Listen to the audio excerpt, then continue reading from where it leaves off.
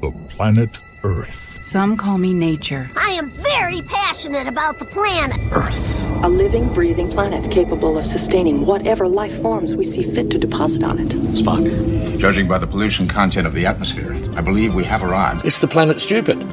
No. It's the planet stupid. Who needs that silly old Mark Thompson when it's true that apparently girls rule the world? Belinda Weymouth, welcome to the show. Hello. Good morning. Oh, no, good afternoon. Thank you so much. It's super exciting. And yes, I am going to just keep going from where John left off. Mm-hmm. She's so impressive as a candidate, with her prosecutorial background. But what she's going to, or what she signifies as far as the planet goes is so huge. I mean, Sunday was it was a big day because not only did we have President Biden handing the baton to her, we also had the hottest recorded day in human history. I mean, it is a little bit bonkers where we are right now. We've had 13 of the hottest months on record, and this was the hottest day in the last 100,000 years, since the last ice age. Parts of Antarctica are 22 degrees Fahrenheit, that's 12 degrees Celsius, have higher temperatures than normal, to the tune of 22 degrees Fahrenheit. This is really, it's huge. It's huge.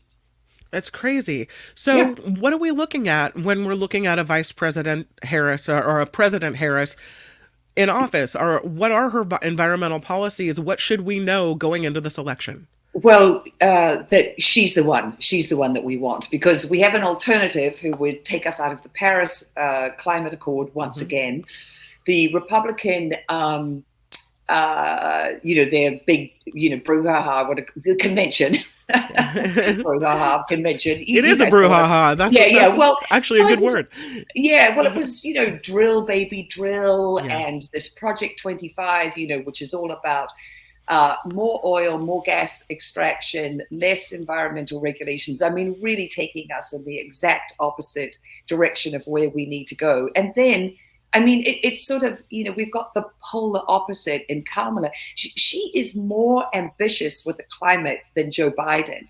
When she was on the, trying to become the presidential candidate back in 2020, so her policies for the environment were so impressive. She was talking about spending $10 trillion over the next decade to 2030, to get us onto renewable energy, to, ensure that that transition happened as smoothly as possible, that there were jobs, that we, maintain our protections for clean water, clean air. One of the things that I really love about her, and economists all over the world, I mean, they've been beating this drum for so long. The most effective way to fight emissions is to tax carbon. And she talked about that. That was part of her environmental platform as a presidential candidate back in 2020. And what she talked about doing was, because as soon as you tax emissions, individuals, corporations, industry, everyone is going to lower them because, it's a, absolute financial incentive to do that. So she was talking about, that, part of that tax dividend would be funneled back directly into American households. And so I think that, she was also, as a senator, as the California senator, she was the co-sponsor of the Green New Deal, which was, very far to the left, very ambitious. But, that's the next generation, young climate activists telling us, what they want and what they think is important. And that's a really important block of voters. And the fact that, as a candidate, as a human being, she gets it. She gets that this is the existential crisis of our times. She was the highest ranking American in Dubai at COP28. And the thing that she said when she was there, Biden would have gone. He'd gone to the last two COPs before that, and they were really hoping he'd go to the third one. Because I do also want to speak to how amazing he's been and what he has done and how she will take it even further. Because I think, Biden often, I don't think they communicate as well as they could that, the current administration on all the things that he's done. But the thing that she said at COP28, which is really important, she said, the clock isn't ticking on climate change right now. It's banging. Mm-hmm. And she really gets, how important it is, as does, President Biden. I mean, this got completely lost in the news on Monday. Sorry if I'm talking a mile a minute. I'm just no, please. You're helping me out. So go get it, girlfriend. Yeah, okay, girlfriend. I've got you. It's just, it's exciting because there's just all this stuff happening. And I think, there's this sort of, this pity relief that's, taken over the Democrats. And since the announcement on Sunday. And I think, her environmental, cred, is, to me, a huge part of that. So, but on Monday, the White House announced that $4.2 billion in grants from the EPA is going to go to communities that are on the front lines of, climate change, pollution from, being situated right beside,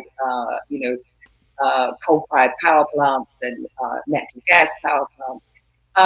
So they're going to get these grants, $4.2 billion worth of them, to fight pollution, climate change, and also environmental justice issues. So Biden just keeps on, he may be stepping aside, but he keeps on putting these things in place. The thing that we talked about last, I think it was a couple of weeks ago, OSHA putting in place, really, we've never had this before, protection for the 23 million American workers who are at risk of, heat. Yeah, mm-hmm. Yeah. And that, of course, the industries that employ those workers, they fight those sort of regulations. They don't want to protect their workers. It's always this putting, profit over people.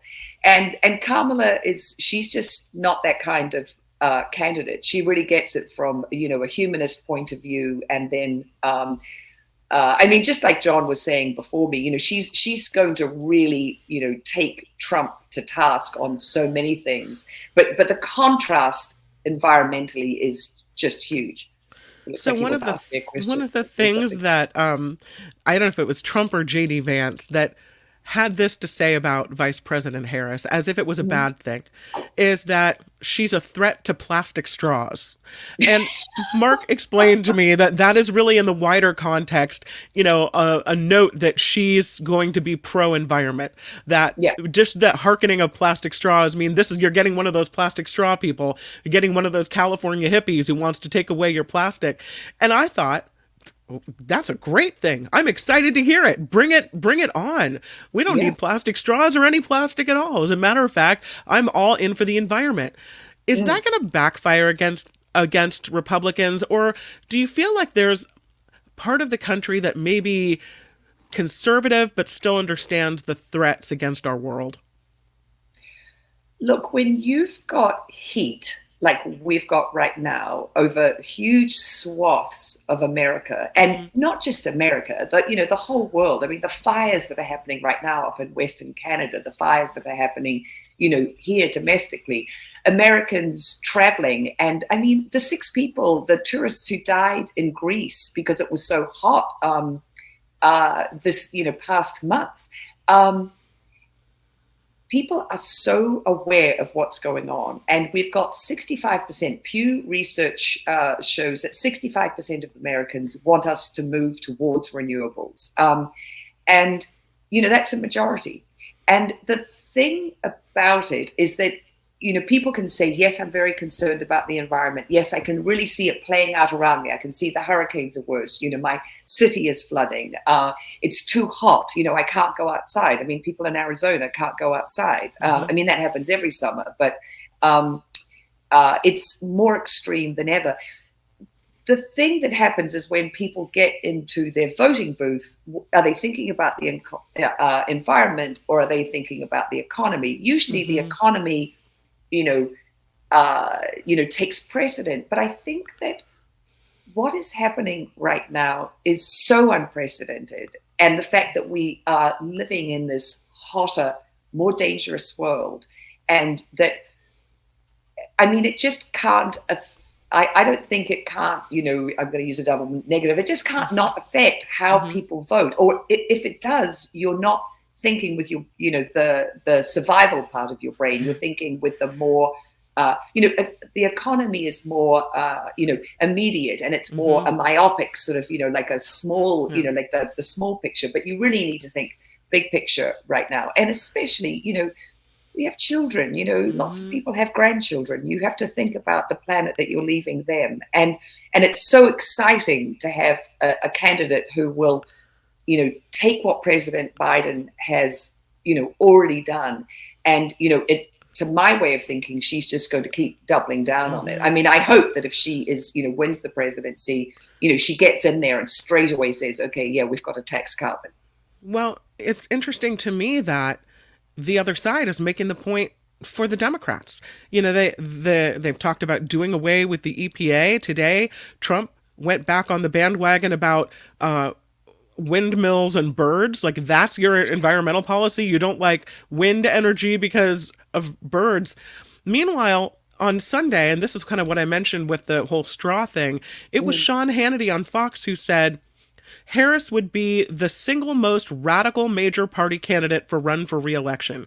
He said he condemned her environmental record, including her previous support for ending the oil and gas drilling practice known as fracking and reining in the use of plastic straws.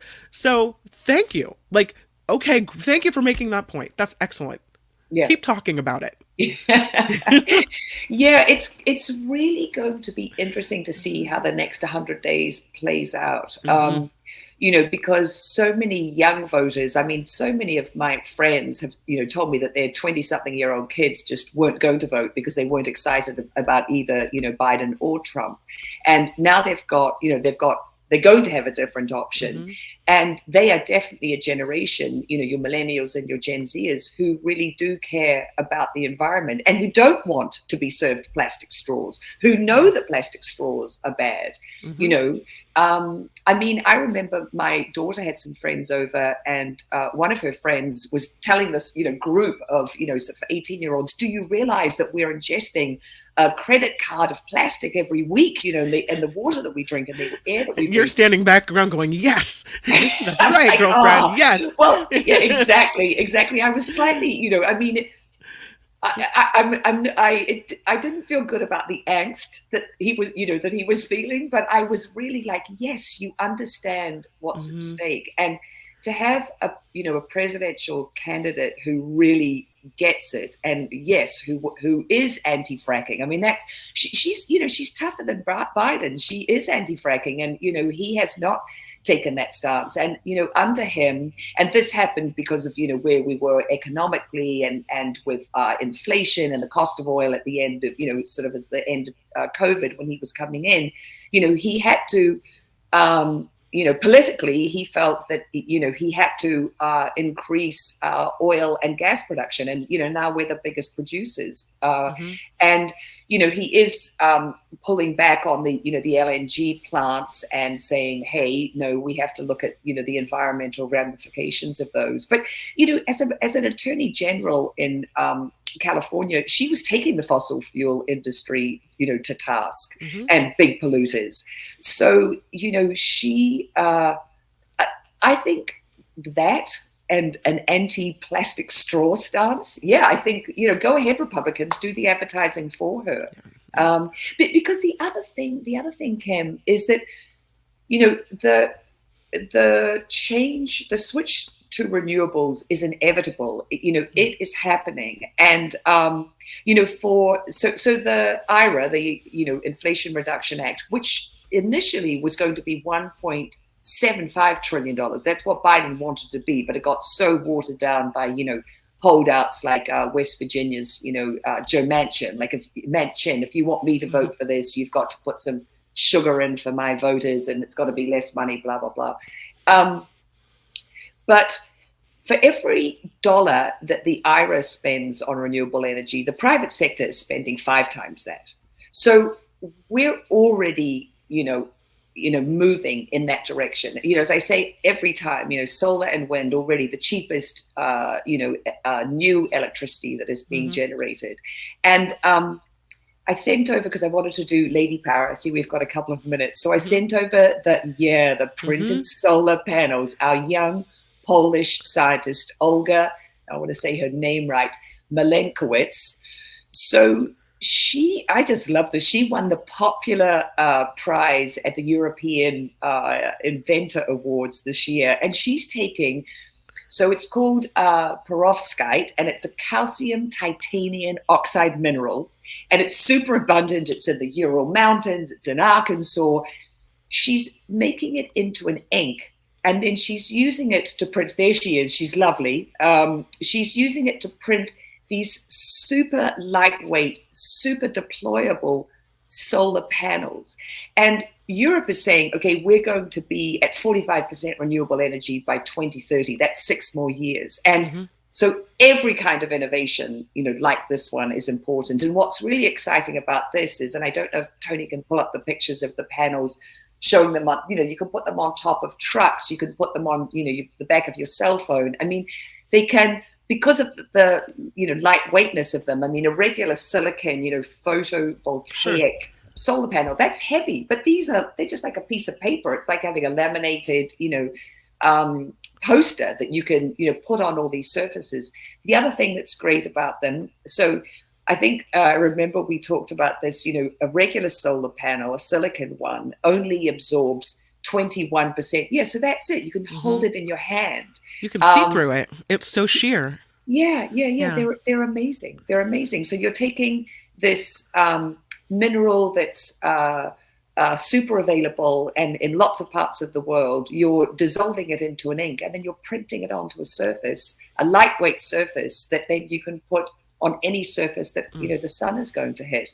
And it absorbs almost 26% of the sun, the white light that comes at us, is made up of, Roy-G-Biv, red,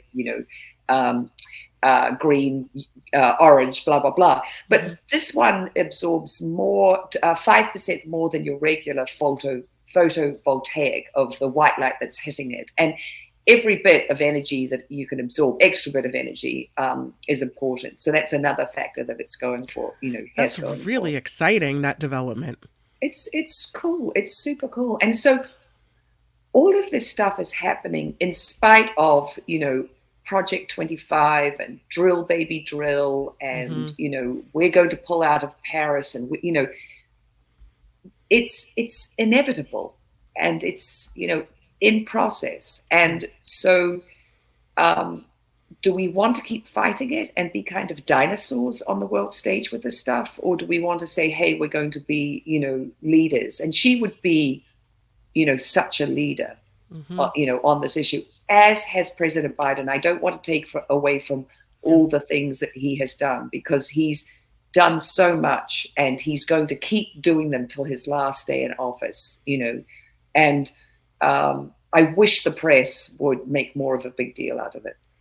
We have a listener who's getting rid of her plastic in her kitchen. Yeah. And she doesn't know what to do with it. She doesn't want to know if it's good to throw it in the recycle bin, give it away, donate it to Goodwill so other people suck down the microplastics. What's the best way, if you're ridding your life of plastic, that someone should do it? Yeah, the Tupperware. So here's the thing. I think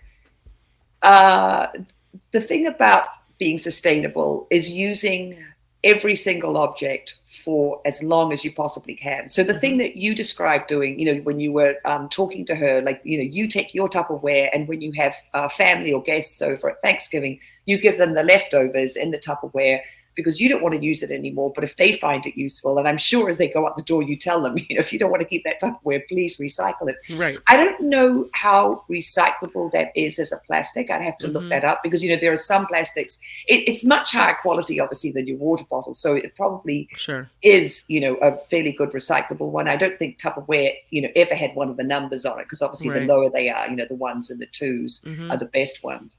But I think the using, donating it. I mean, I don't know if in Goodwill, if they would take that had been already used, and they Yeah. would, allow that from a, sanitary point of view. Right. But I absolutely applaud anyone who is going, okay, I don't want my food to be stored in this anymore, because, it's like I've described before, plastic is like skin. It's always just sloughing off tiny pieces of plastic. That's why we're absorbing it, why we're ingesting it, why it's in the air that we breathe and the water we drink, and, in our salt and in our designer beers, it's everywhere. So yeah, I mean, if Goodwill will take it, and you could take it in your box, and you could ask them, will you reuse this? And I'm sure there are places like, I don't know, soup kitchens. Let me have a look, look into it. But my thing is, with everything, we use for as long as possible. We repair things, and then with plastic, yes, if you could give it to someone else who would use it and is in a an economic position where that would be a benefit to them. And then, as a last resort, put it in the recycling bin, and then hopefully it gets made into. I mean, I don't want it to be made into more plastic, and neither do you. I know, Kim, but it's inevitable. I'm on it. Yeah. No, you are. We're on it.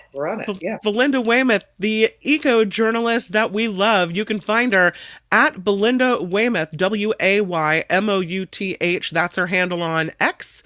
And you can find her on social media, and you can find her here every Wednesday talking about good things about the environment, ways we can do better. And Belinda, I couldn't thank you more for coming on today. Oh, my pleasure. Absolutely. I'm excited. Let it roll. That is It's the Planet Stupid. Bye, Belinda. See you. More It's the planet stupid. No. It's the planet stupid. next time, only on The Mark Thompson Show. Hi, it's Mark, and I thought that was great. Hit the notification bell, you'll know whenever there's a new video being dropped, and please subscribe to our channel to help us save the universe.